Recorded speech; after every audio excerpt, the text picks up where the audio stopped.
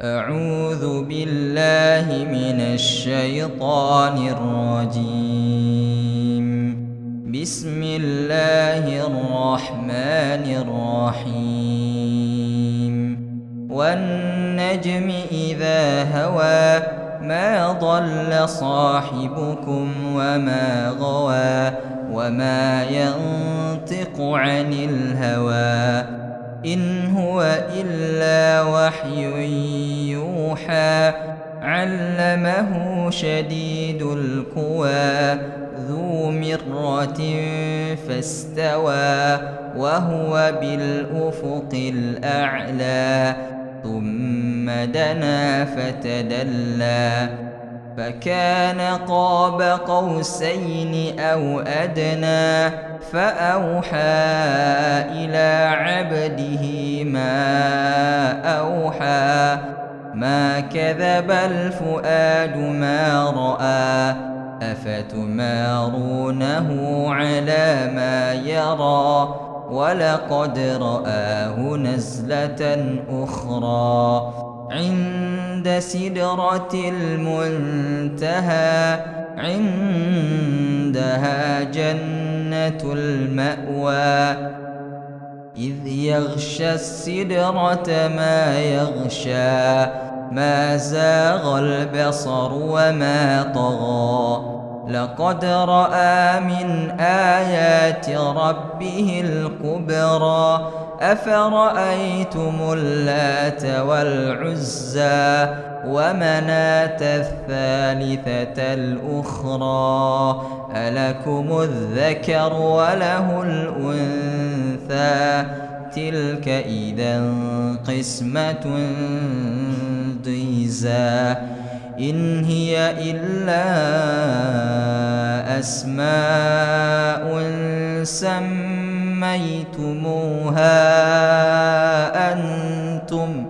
سميتموها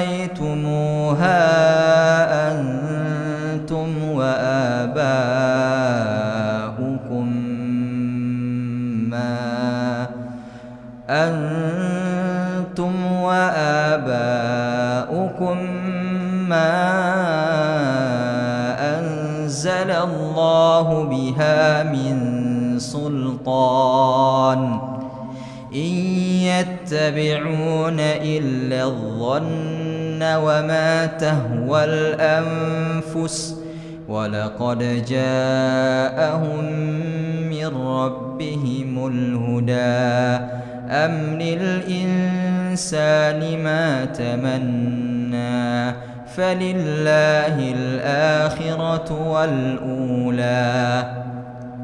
وكم من ملك في السماوات لا تغني شفاعتهم شيئا إلا من بعد أن يأذن الله لمن يشاء ويرضى إن الذين لا يؤمنون بالآخرة ليسمون الملائكة تسمية الأنثى وما لهم به من علم إن يتبعون إلا الظن وإن الظن لا يغني من الحق شيئا فأعرض عمن تولى عن ذكرنا ولم يرد إلا الحياة الدنيا ذلك مبلغهم من العلم إن ربك هو أعلم بمن ضل عن سبيله وهو أعلم بمن اهتدى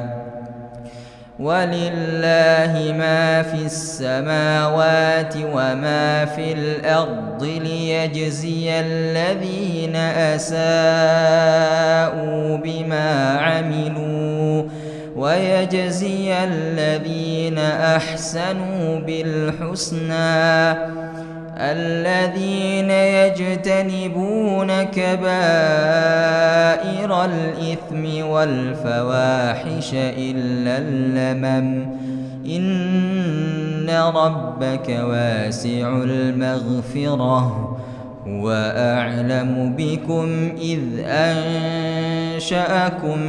من الأرض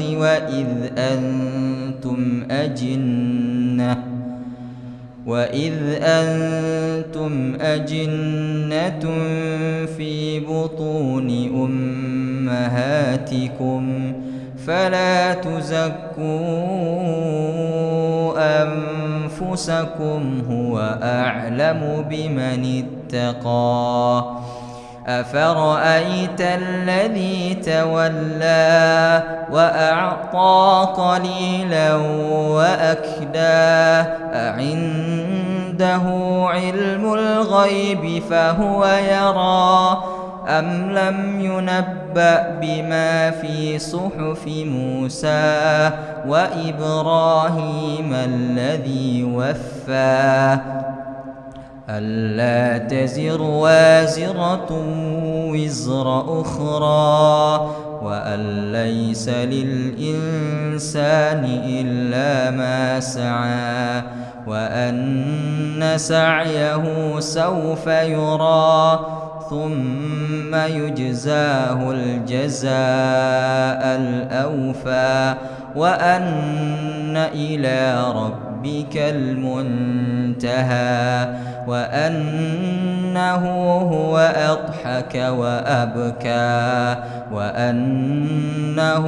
هو أمات وأحيا وأنه خلق الزوجين الذكر والأنثى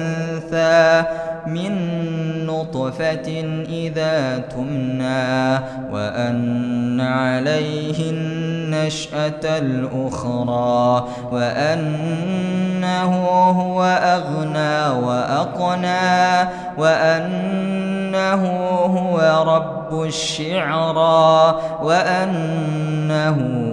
أهلك عادا الأولى وثمود فما أبقى وقوم نوح من قبل إنهم كانوا هم أظلم وأطغى والمؤتفكة أهوى فغشاها ما غشى فبأي آلاء ربك تتمارى هذا نذير من النذر الأولى أزفت الآزفة ليس لها من دون الله كاشفة أفمن هذا الحديث تعجبون وتضحكون ولا تبكون وأنتم سامدون فاسجدوا لله واعبدوا